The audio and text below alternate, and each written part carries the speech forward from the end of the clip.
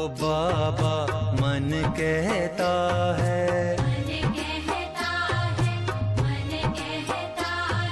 सांस सांस में तुम्हें बसा ले।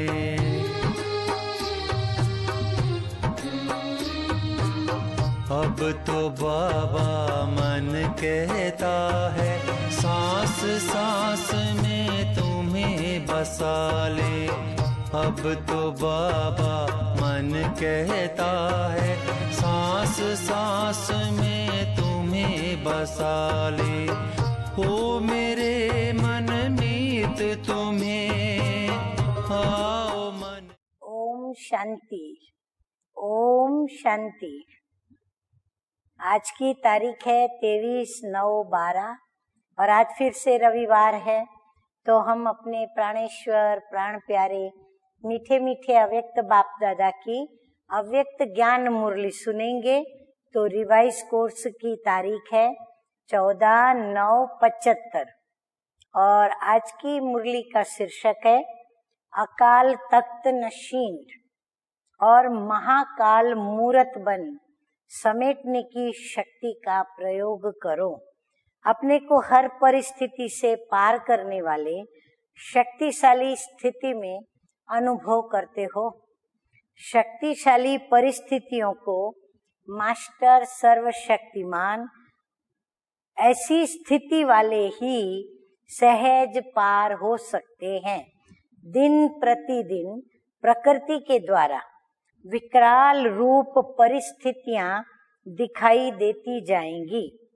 अब तक ये साधारण परिस्थितियां हैं, विकराल रूप तो अब प्रकृति धारण करेंगी, जिससे विशेष आपदाओं का वार अचानक ही होगा।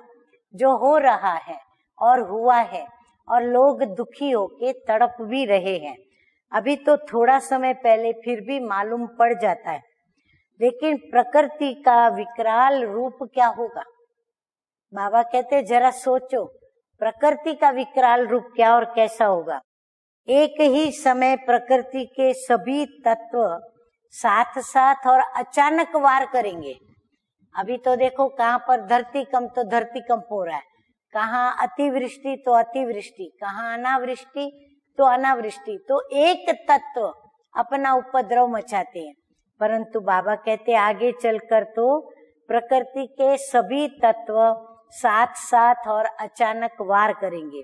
किसी भी प्रकार के प्रकृति के साधन बचाव के काम में नहीं रहेंगे और ही साधन समस्या का रूप बनेंगे। ऐसे समय पर प्रकृति के विकराल रूप का सामना करने के लिए किस बात की आवश्यकता होगी। बाबा कहते अपने अकाल तख्त नशीन अकाल मूरत बनने से महाकाल बाप के साथ साथ महाकाल स्वरूप में स्थित होंगे, तब ही सामना कर सकेंगे। महाविनाश देखने के लिए मास्टर महाकाल बनना पड़े। मास्टर महाकाल बनने की सहज विधि कौन सी है? अव्यक्त मूरत बनने की विधि है हर समय अकाल तख्त नशीन रहना। जरा सा भी देह भान होगा तो अकाले मृत्यु के समान अचानक के वार में हार दिखाई देगी। अचानक जो वार होगा तो उसमें जीत नहीं पाओगे, हार खिला देगी माया। अच्छा, ये दूसरी मुरली है इसमें ही। तो तारीख तो 23/9/12 और रिवाइज कोर्स की मुरली है 18/9/75। मुरली का शीर्षक है माया के चक्करों से परे स्वदर्शन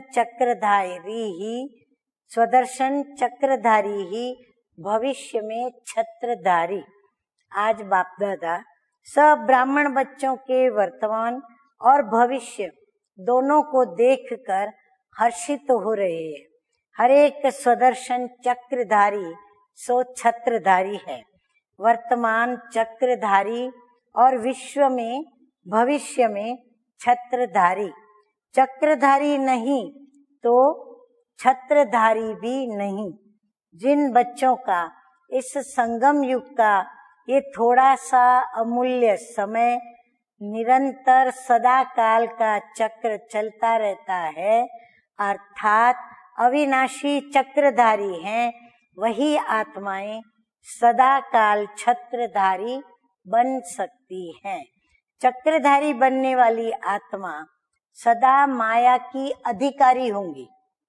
माया अधिकारी आत्माएं ही बाप के बेहद के वर्षे की अधिकारी बनती हैं, अर्थात स्वदर्शन चक्रधारी सो छत्रधारी बनती है। सदैव चक्र और छत्र दिखाई देता है। चक्रधारी आत्मा की निशानी क्या दिखाई देगी? तो बाबा बताते हैं, अपनी निशानी आप सबने देखी है, क्योंकि हम हैं स्वदर्शन चक्रधारी। तो चक्रधारी अब भी लाइट के छत्रधारी दिखाई देंगे। चक्र की निशानी लाइट का चक्र दिखाई देगा। ऐसा चक्रधारी सदैव माया के अनेक प्रकार के चक्रों से मुक्त होगा। ऐसे चक्रधारी सो छत्रधारी स्वयं को और सबको निर्बल से महाबलवान बनाने वाले, सर्व कमजोरियों की सेकंड में संकल्प में बलि देने वाले, ऐसे महाबली चढ़ने वाले महाबलवान अर्थात मास्टर सर्व शक्तियों को शस्त्र के समान कर्तव्य में लाने वाले, ऐसे कर्मयोगी सहज योगी आत्माओं के प्रति बाप दादा का याद प्यार और नमस्ते। हम रूहानी बच्चों का रूहानी बाप दादा को याद प्यार, गुड मॉर्निंग और नमस्ते नमस्ते। वरदान है आज का, विश्व से अंधकार को मिटाकर रोशनी देने वाले मास्टर ज्ञान सूर्य भव। मास्टर ज्ञान सूर्य वह है जो विश्व से अंधकार को मिटाकर रोशनी देने वाले हैं। वो स्वयं भी प्रकाश स्वरूप लाइट माइट रूप हैं और दूसरों को भी लाइट माइट देने वाले हैं। जहाँ सदा रोशनी होती है वहाँ अंधकार का सवाल ही नहीं, अंधकार वहाँ हो ही नहीं सकता।